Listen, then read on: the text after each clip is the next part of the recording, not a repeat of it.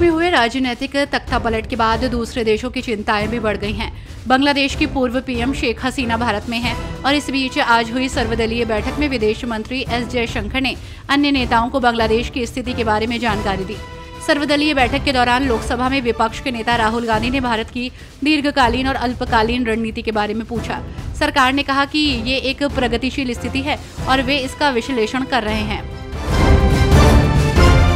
मुख्यमंत्री पुष्कर सिंह धामी ने ring road स्थित सूचना भवन में सूचना विभाग की लगभग 5 घंटे की समीक्षा के दौरान अधिकारियों को कई निर्देश दिए। उन्होंने कहा कि आधुनिक तकनीक के प्रयोग के साथ प्रिंट इलेक्ट्रॉनिक माध्यमों के साथ ही सोशल मीडिया और यूट्यूब माध्यमों का भी आधिकारिक प्रयोग सुनिश्चित किया जाए। कार्यों में तेजी लाने के लिए सूचना विभाग द्वारा ई फाइलिंग प्रणाली का पूर्ण उपयोग किया जाए। भारतीय जनता पार्टी कार्यकर्ताओं ने तिहाड़ जेल के गेट के पास प्रदर्शन किया। कार्यकर्ताओं ने प्रदर्शन करते हुए नारेबाजी भी की। प्रदर्शन में बीजेपी दिल्ली अध्यक्ष वीरेंद्र सचदेवा भी शामिल रहे। इस दौरान बीजेपी कार्यकर्ताओं ने सीएम केजरीवाल के इस्तीफे की मांग की। केजरीवाल शराब घोटाला मामले में कई महीनों से तिहाड़ जेल में बंद है। राज्यसभा में कांग्रेस सांसद इमरान प्रतापगढ़ी ने रेलवे सुविधाओं का मुद्दा उठाते हुए प्रतापगढ़ से मुंबई के लिए सीधी ट्रेन शुरू करने की मांग की है। उन्होंने सदन में कहा कि प्रतापगढ़ रेलवे सुविधाओं से वंचित है और यहां से सीधी ट्रेन सेवा शुरू करने से न केवल प्रतापगढ़ बल्कि जौनपुर और सुल्तानपुर के लोगों को भी लाभ मिलेगा। हिमाचल प्रदेश के मंडी संसदीय क्षेत्र से भाजपा सांसद कंगना रनौत ने आपदा प्रभावित, बाढ़ प्रभावित समेज और गानवी क्षेत्र का दौरा किया। इस दौरान उन्होंने प्रभावितों से बात की। साथ ही कंगना रनौत ने प्रदेश सरकार पर जमकर निशाना साधा।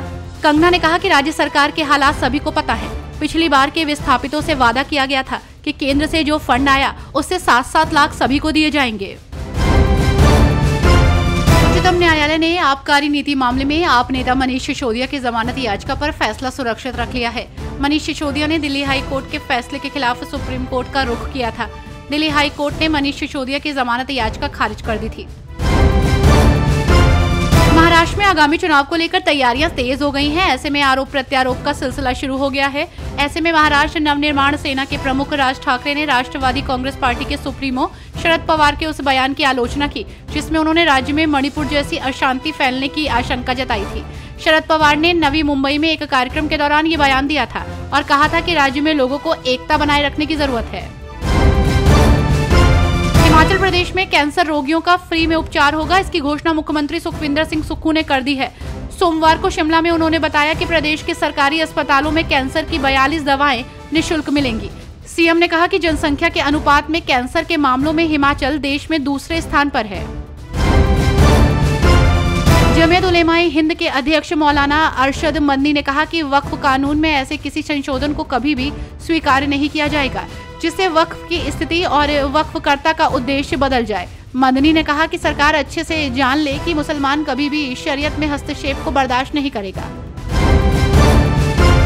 आगामी विधानसभा चुनाव को मद्देनजर रखते हुए महाराष्ट्र में चुनावी तैयारियां तेज कर दी गई हैं।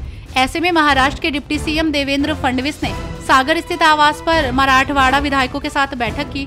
बैठक में मराठा आरक्षण सहित कई मुद्दों पर चर्चा हुई।